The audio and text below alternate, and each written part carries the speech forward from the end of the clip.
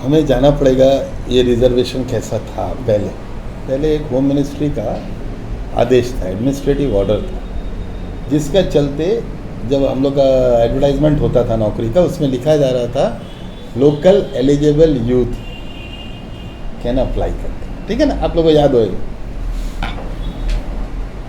ये बख्ता जी जब last tenure था बख्ता जी का, उसका शुरुआत में ही एक कोर्ट केस में कुछ लोगों ने उनको चैलेंज किया उस विषय को, और क्योंकि वो एनेक्टमेंट नहीं था, कानून नहीं था, तो वो सेंटेंस को होम मिनिस्ट्री का एडमिनिस्ट्रेटिव ऑर्डर था तो उसको निकाल दिया गया।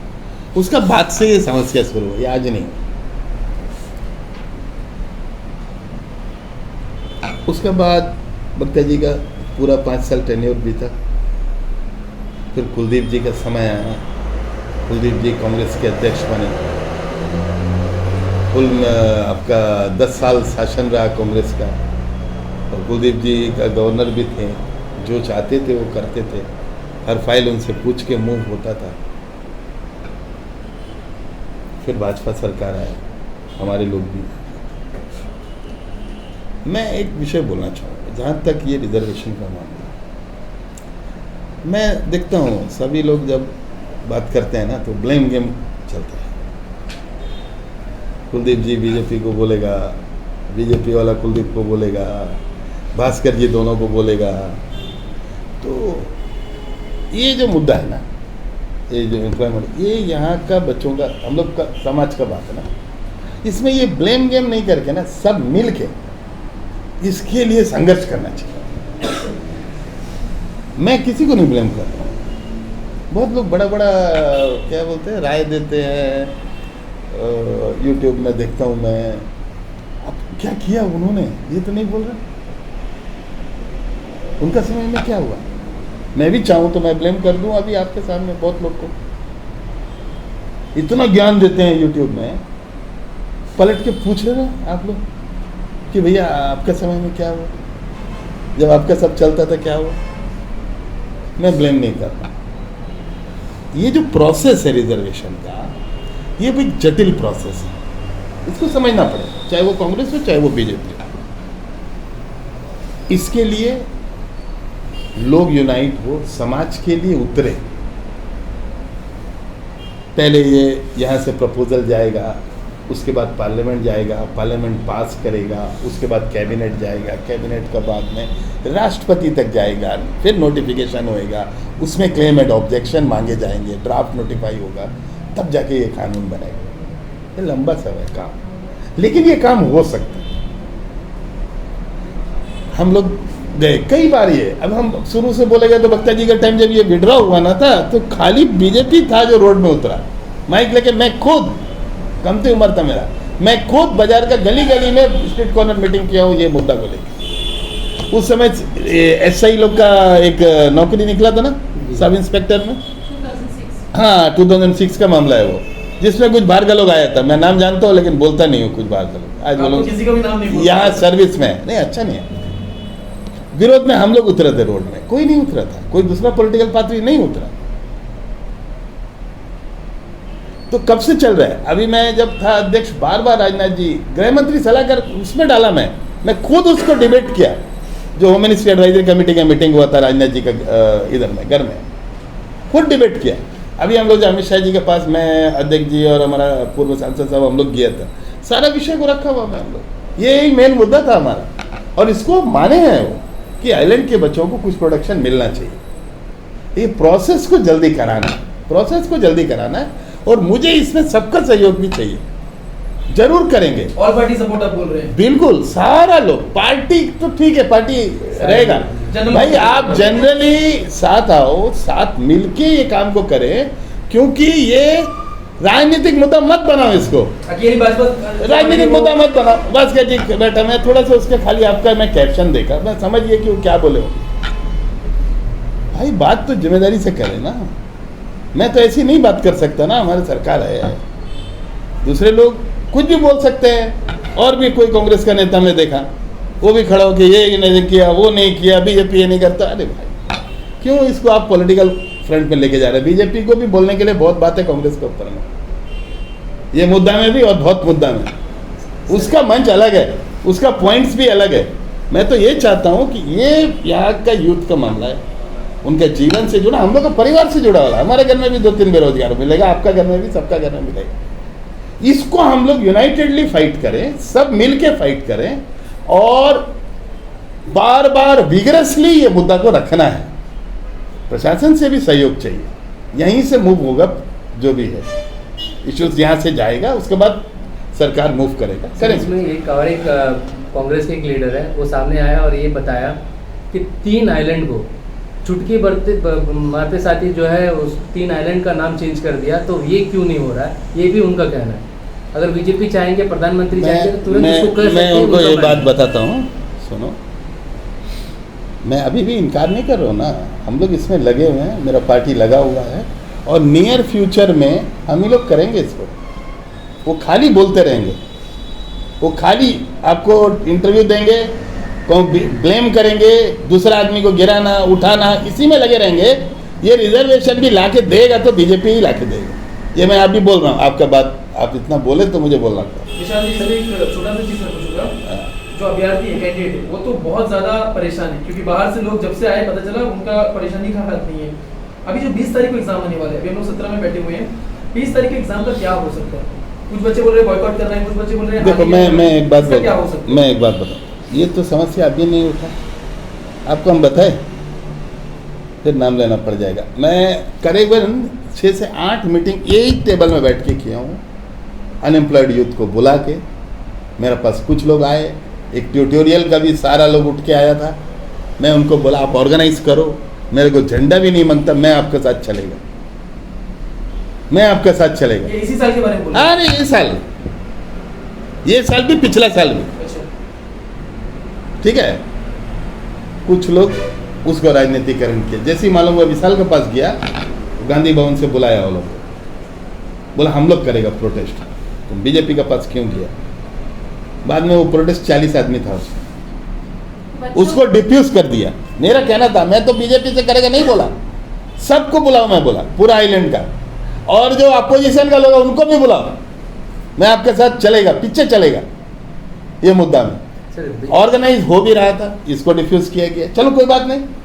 कई बार मैं ये बात बोला हूँ, भाई आप व्हाट्सएप ग्रुप बनाओ, कॉलेज चलेंगे, कॉलेज में चलेंगे, कॉलेज में बात करेंगे। इतना जो कॉलेज है ना 8, 9, 10, इसी का लोग उतर गया तो बहुत बड़ा भीड़ है, इसको मुद्दा बनाए, लेकिन वो नहीं हुआ। आज जब थोड़ा ज़्यादा पोस्ट निकला है तो ये परेशानी है, मुझे भी दुख है। बाहर का लोग आएगा, जनरल कैटेगरी में भरेगा, जनरल कैटेगरी का ही इतना लोग है हमारा लोग, वो बेचारा का हक, चलो 4 पोस्ट भी जाने से 4 नौकरी तो गया ना, जो हमारा आइलैंड का है, इसका बहुत बड़ा नुकसान है। लेकिन अभी 3 दिन में तो 6 दिन पहले भी मेरे पास भी कुछ लोग आए, मैं उनको यही बोलता, आज आप क्या कर सकते हो, आज आप क्या कर सकते हो? जब हमारे पास समय रहता है, जब प्रोटेस्ट करने का समय था, जब शक्ति दिखाने का समय था, जब प्रेशराइज करने का समय था, वो हम बोलते रहिए।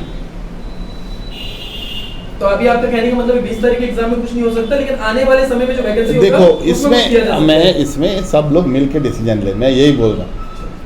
ऑल पार्टी और जनरल लोग भी इसमें अपना सुझाव दें। नौकरी अगर आज मैं बोलूँ 20 तारीख का नौकरी को पोस्टपोन कर दो, 1000 आदमी खड़ा हो जाएगा कि नौकरी मिलने वाला था, विशाल रोक दिए, नहीं खड़ा होएगा। बोलो भैया, सब लोग मिल के डिसाइड करो ना, सारे आइलैंडर मिल के साथ। हाँ, आइलैंडर मिल के डिसाइड करें, पॉलिटिकल लीडर भी आए ना, बैठे ना। भाई राजनीति कर रहे हो, अंडमान का विकास के लिए ही कर रहे हो ना, कि कांग्रेस बीजेपी के लिए कर रहे हो? अंडमान का विकास है ना मुद्दा, देश का विकास है ना मुद्दा। तो ऐसा मुद्दा में साथ में बैठ के डिसीजन करो ना भाई, और वैकेंसी निकलना कि नहीं निकलना, रिजर्वेशन कब होना, रिजर्वेशन कैसे होना, वैकेंसी तब निकलना या हमेशा निकलते रहना? ये 500 ये जो अभी निकला है 20 तारीख एग्जाम, इसका क्या होना? खाली यूट्यूब में बात करेंगे ना, ये कर दिया, ये वो कर दिया, ऐसा नहीं होगा। बच्चों के नाम पे पॉलिटिक्स ये 100% चल रहा है। आप देखो, आज मैं नहीं बुलाता बॉबी, मेरे को हमें ज़्यादातर में मैं बोलता हूँ ठीक है, जब बहुत ज़रूरत होगा मैं बोलूँगा। जब मैं देख रहा है कि ये चल रहा है भाई, ये साफ ही बता दीजिए, हम लोग सब यहाँ पे बैठे हुए हैं, अगर मान लीजिए पूरे ऑल पार्टी अगर एक मंच में आता है तो भारतीय जनता पार्टी भी उनके साथ में मिलके और आप भी उनके साथ में मिलके इसके लिए कोई आंदोलन करेंगे? भाई ऑल पार्टी समाज का साथ खड़ा हूँ मैं और हमारा पार्टी। ऑल पार्टी का क्या है, पार्टी तो ठीक है, सभी नेता लोगों को मैं बोलना चाहता हूँ, ये छिछला और निचला राजनीति से थोड़ा ऊपर उठे, थोड़ा ऊपर उठो और अंडमान का विकास के लिए क्या जरूरत है और किस तरह से काम करने से काम होगा उसका बारे में सोचो। खाली अपना बारे में कि हम ये बोलने से मुझे लोग तारीफ करेंगे। लोग विप्लवी भाषा को तारीफ करते हैं, मैं भी जानता हूँ। लोग एजिटेटिव बात को लोग तारीफ करते हैं, मैं जानता हूँ। मैं भी बोल सकता हूँ, मैं भी अच्छा बोलता हूँ। लोग बोलते हैं, मुझे नहीं मालूम। मैं बोल सकता हूँ वो भाषा का, मैं नहीं बोल रहा हूँ। काफी जिम्मेदारी से मैं आपके सामने बात कर रहा हूँ। मुझे ताली बटोरना आता है, लेकिन कौन सा मुद्दा में पॉलिटिक्स करना, कौन सा मुद्दा हमारे समाज का, अपना घर का मामला है, इसको तो थोड़ा डिफरेंशिएट करो, थोड़ा अपना स्तर को ऊपर करो। यही मैं अपोजिशन को बोलना चाहूंगा आपका माध्यम से। राजनीति का जो स्तर अंडमान में करके रखे हैं, इसको थोड़ा ऊंचा करिए। सर मेरा एक सवाल है, क्योंकि अभी ये थोड़े पोस्ट निकले हैं, इसके बाद अभी और कई हजार पोस्ट निकलने वाले हैं, और तो क्या आपका सुझाव रहेगा, क्या लोगों को उतरना चाहिए रोड में इस वक्त जब इतने हजार पोस्ट निकलने वाले हैं? और मैं बिल्कुल ये चाहता हूँ कि ये मुद्दा में प्रशासन को भी सेंसिटाइज करने का आवश्यकता है, बोलने का आवश्यकता है, और हम सब मिलकर मैं तो ऐसा भी बात करूँगा।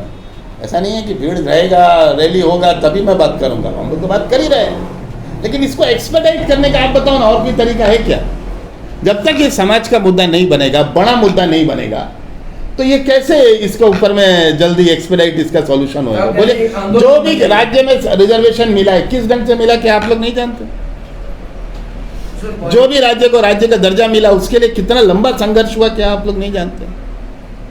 वो छोड़ के यूट्यूब में अगर आप ब्लेम गेम करेंगे तो उससे तो नहीं। विशाल जी, बहुत आसानी से जो हमारे माननीय सांसद जी हैं, उन्होंने कहा था कि प्राइवेट मेंबर बिल 2019 मैंने बहुत मेहनत से, बहुत मुशक्कत से संसद तक पहुंचा दिया।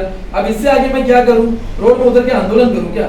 ये अब जिम्मेदारी केंद्र सरकार की है कि वो दोनों हाउसेस से उसको अप्रूवल दे, कानून बनाए और अंडमान के बच्चों का भला करे। अब जो भला नहीं हो रहा है वो उनका कहना है कि उसकी पूरी जिम्मेदारी जो केंद्र सरकार की। इस विषय में आप क्या कहेंगे?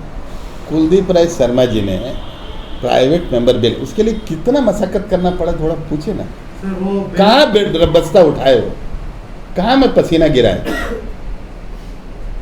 प्राइवेट मेंबर बिल का फॉर्मेट है, उसमें उन्होंने भर के दिया और कुछ कुछ जस्टिफिकेशन दिया, उनका काम हो गया। अंडमान से वोट लेके आप सांसद बन गए, आपका जिम्मेदारी खत्म हो गया। वो पूछ रहा है कि मैं रोड में बैठूं, क्यों नहीं बैठेगा भाई? अब पॉलिटिकल लीडर है कि ऑफिसर है, क्यों नहीं बैठेगा रोड में? हमारे सांसद बैठता था, हम लोग अध्यक्ष था, हम लोग बैठता था, आज भी बैठने को तैयार है, बैठते भी हैं, कई बार लड़ते भी हैं। चीफ सेक्रेटरी के खिलाफ उतरते हैं रोड में, थाना घेराव करते हैं, अभी भी करके आए डिगलीपुर में। आप क्यों नहीं उतरोगे? आप इसलिए नहीं उतर सकते क्योंकि आपका पक्ष में इतना गलतियां हैं। आप जो बैंक चला रहे हैं वहां इतना चोरी है, इतना आपने अपने परिवार को फायदा पहुंचाने के लिए चोरी किया, फेक गोल्ड का स्कैम किया, करोड़ों करोड़ों रुपया का। आपका होटल, आपका भाई का होटल म्युनिसिपल का नाला के ऊपर बना। आप पूछ रहे थे ना क्यों नहीं बोलता, सुनिए आप, नाला के ऊपर बना है। इस बिल्कुल इस वजह से आप मुंह नहीं खोल सकते क्योंकि आपका पक्ष में इतना गलतियां, आपका परिवार का पक्ष में इतना, आपके भाई चाचा सबका पक्ष में इतना गलतियां, इसलिए आप चुप है। आप पूछ रहे हैं रोड में नहीं बैठेगा, क्यों नहीं बैठेंगे रोड में? आप क्या चीफ सेक्रेटरी है, रोड में नहीं बैठ सकते? ये गवर्नर है, आप जनता का नेता है, क्यों नहीं रोड में बैठेंगे? आप क्यों उनका समस्या के लिए लड़ाई नहीं करेंगे? विशाल जी, इतने देर से आप बोल नहीं रहे थे, लेकिन जब आपने बोला तो सांसद जी के बारे में भ्रष्टाचार का पूरा जो टीकरा फोड़ दिया। तो आप जो बोल रहे हैं आपको पता है, ऑन रिकॉर्ड में आप बोल रहे हैं और इस बात में आप स्थिर हैं। बिल्कुल 100%, 10 बार बोल चुका हूँ और भी बोलूंगा। बोला मेरा निकोबार का इशू को मैं पॉलिटिसाइज नहीं करना चाहता था, मैं इसीलिए नाम नहीं बोल रहा था। आप भी जानते हैं कौन जिम्मेदार है, मैं भी जानता हूँ कौन जिम्मेदार है, ये जनता डिसाइड करे। उस इशू को सामाजिक इशू है, उनका सही में बहुत बुरा हाल है, उसको सुधारने की आवश्यकता है। हम सबका जिम्मेदारी है, अंडमान का भी हर लोग का जिम्मेदारी है कि हमारा निकोबार भाई को बराबर का डेवलपमेंट हो, वो बराबर का इस पायदान में आके खड़ा हो हमारे साथ में, एजुकेशन हो, हेल्थ हो, सारा चीज़ में। इसलिए सबका जिम्मेदारी है। सर, जो प्राइवेट मेंबर बिल एमपी साहब लेके आए थे, जो पार्लियामेंट में उन्होंने सबमिट कर दिए, अगर वो बिल, हालांकि हाईली अनलाइकली है कि उनका बिल कभी पास होगा, लेकिन अगर पास हो गया तो सर जो ग्रेट निकोबार में जो सेटलर्स है, एक्स-सर्विसमैन सेटलर्स, और जो कचार में बैठे हुए जो श्रीलंकन तमिल सेटलर्स है, वो लोकल के डेफिनेशन से पूरी तरह से बाहर हो जाएंगे। और प्राइवेट मेंबर बिल आने के बाद भी किसी पॉलिटिकल पार्टी ने उसको, मैं आपको बताता हूँ, ये इन्होंने एक ऐसा खेल करा है कि अपना तरफ से कंधा से हटाने के लिए। उनको भी मालूम है प्राइवेट मेंबर बिल 20-22 साल हो गया, आज तक एक बिल भी पास नहीं हुआ, और वो पास नहीं होएगा, वो जानते हैं। यहाँ का सॉल्यूशन क्या है मालूम है? Domicile certificate. मैं अभी बोलता हूँ आपको, यहाँ डोमिसाइल कानून लाना अंडमान में। जो अंडमान में पैदा हो गया, यहाँ का डोमिसाइल है, हमारा जो पोस्ट निकलेगा उसमें डोमिसाइल ये आदमी अप्लाई कर सके, तब जाके सॉल्यूशन होगा, तभी सॉल्यूशन होएगा। ओबीसी में आ गया कुछ लोग, ठीक है मिलेगा, ट्राइबल में है मिलेगा। आज हमारा 10 ईयर्स का बच्चों का क्या स्थिति है बताओ? कौन उसके बारे में सोच रहा है? कोई तमिल, तेलुगु, रांची परिवार, बाकी बंगाली में भी बहुत सारे लोग हैं, मलयालम परिवार, ये कहाँ हैं? इनका क्या स्टेटस है आज अंडमान में? उनका माँ बाप भी आके, बाप दादा आके 30 साल, 40 साल, 50 साल यहाँ खून पसीना गिराया, उनका बच्चों को क्या प्रोटेक्शन है? 10 ईयर सर्टिफिकेट भी हटा दिया गया। डोमिसाइल का कानून अंडमान में लाना है। डोमिसाइल का कानून लाके हमारा जॉब को सुरक्षित करने का दिशा में काम करने का जरूरत है, और यही रास्ता है। ये अपना आपको भटकाना नहीं, मैं ये बोल रहा हूँ जो हम लोग को करना चाहिए, और हम लोग करेंगे उसको साथ में लेके।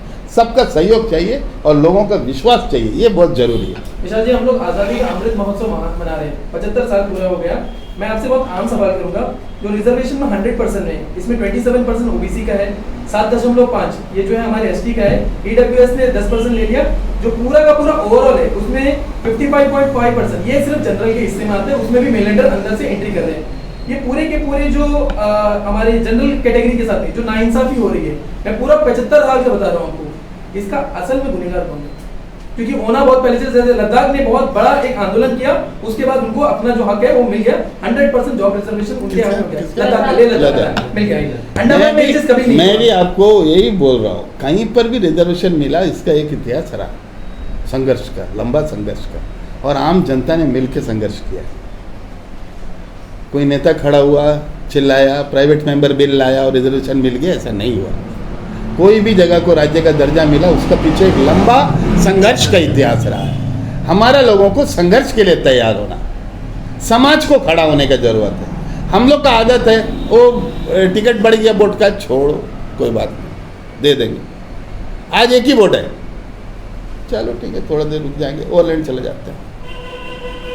अच्छा, जो भी मुद्दा आता है हम लोग उतना जागरूक नहीं है। यही चीज दूसरा स्टेट में हो जाए ना, सारा लोग रोड में उतर जाता है, हमारा लोग जागरूक नहीं है, बहुत कम इशू में सेंसिटाइज होता है, जो बहुत ज़्यादा ग्रेवियस इसमें ग्रेवियस चीज में ही सेंसिटाइज होता है यहाँ का लोग। हमको सेंसिटाइज होने का जरूरत है, हमको अपने लिए लड़ने के लिए खड़ा होने की जरूरत है, छुट्टी लेके आने की जरूरत है। ज़्यादातर लोग गवर्नमेंट सर्वेंट है, वो लोग समझता है हमारा फोटो आ जाएगा, हम जाएगा तो फिर हमारा नुकसान हो जाएगा। ज़्यादातर घर में गवर्नमेंट सर्वेंट है तो ठीक है, गवर्नमेंट सर्वेंट को छोड़ के बाकी उनका पत्नी है ना, बच्चे हैं ना, निकलना चाहिए ना। संघर्ष से रास्ता है, और संघर्ष आम लोग, आम जनता, मैं साथ मिल के करने को तैयार हूँ। ऐसी पीछे आपके चलने को भी तैयार हूँ। जहाँ पर मेरा जो भी शक्ति है, जितना भी राजनीतिक शक्ति जो भी है, पूरा का पूरा इस मुद्दा के लिए लगाने को मैं तैयार हूँ। विशाल जी, मेरे 2 ही सवाल हैं, और है बस 2 ही सवाल, बस इसी में खत्म करेंगे, क्योंकि ये पूरा जो हमारा रिपोर्टिंग देखने के बाद आम जनता, जो यंगस्टर है, वो आसान भाषा में समझ जाए। जो रिजर्वेशन आने वाला है वो किस तरह आएगा?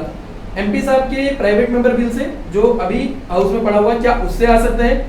जो हमारे उपराज्यपाल है वो अपना स्पेशल पावर का इस्तेमाल करे और इससे कोई बड़ा चमत्कार हो जाए, या तो केंद्र में बैठे जो भाजपा की सरकार है उनका सिर्फ सोचना और उनकी इच्छा से हो सकता है, या तो आम जनता को, जैसा आपने बताया कि आंदोलन करना होगा, सड़कों पर उतरना होगा, एक संघर्ष करना होगा और केंद्र को जताना होगा, जिताना होगा कि यहाँ पे ये चीज की जरूरत है। इसमें से क्या हो सकता है? ये जो अभ्यर्थी कैंडिडेट को बता दीजिएगा। केंद्र सरकार ये करना चाहता है, लेकिन इसका नीड इसका डेप्थ, ये हमारे जीवन से कितना जुड़ा है ये मुद्दा, ये हमको संघर्ष का माध्यम से सामने लाना पड़ेगा। केंद्र सरकार, गृह मंत्री ये चीज़ को करना चाहते हैं, रिजर्वेशन को।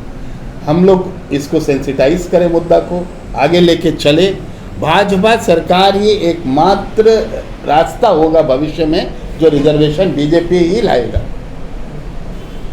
कांग्रेस तो दूर दूर तक दिखता नहीं, 15-20 साल तक सत्ता में आने के लिए। सरकार तो रहेगा ना।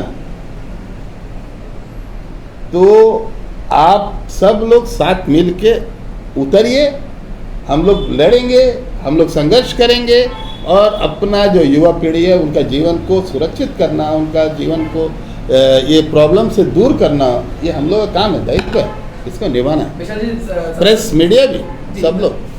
संसद के अंदर सांसद जी बोल सकते हैं, तो आपकी ये रिजर्वेशन जो आरक्षण के विषय में कभी आपकी प्रधानमंत्री जी से या तो गृह मंत्री जी से कभी वार्तालाप हुआ, ऐसी कोई बातचीत हुई है? कई बार हुआ पॉजिटिव पॉजिटिव। हाँ। विशाल जी, सिर्फ आखिरी एक ही बात के साथ खत्म करें कि जो मुद्दा आप लोगों ने भी उठाया और वो आज अंडमान में बहुत बुरा हाल में है, उपराज्यपाल जी आप लोगों ने कहा बदल दो, अंडमान के सुन नहीं रहे हैं, आज क्या मामला है? अंडमान के उपराज्यपाल जी कैसे हैं? क्योंकि परेशान था, आंदोलन आप लोगों ने भी छेड़ा था कि उपराज्यपाल को बदलना है। उपराज्यपाल को बदलने का कोई आंदोलन नहीं छेड़ा गया। हाँ, कुछ इश्यूज पर हमने ज़रूर बोला है। समाज के ऊपर है ना, मैं तो बोला ना, पहला प्रतिबद्धता मेरा समाज के लिए है, अंडमान के लिए है, उसके बाद बाकी सब चीज़। और इसमें कोई भी आघात करेगा तो मैं बोलूँगा, तो कोई भी हो, कोई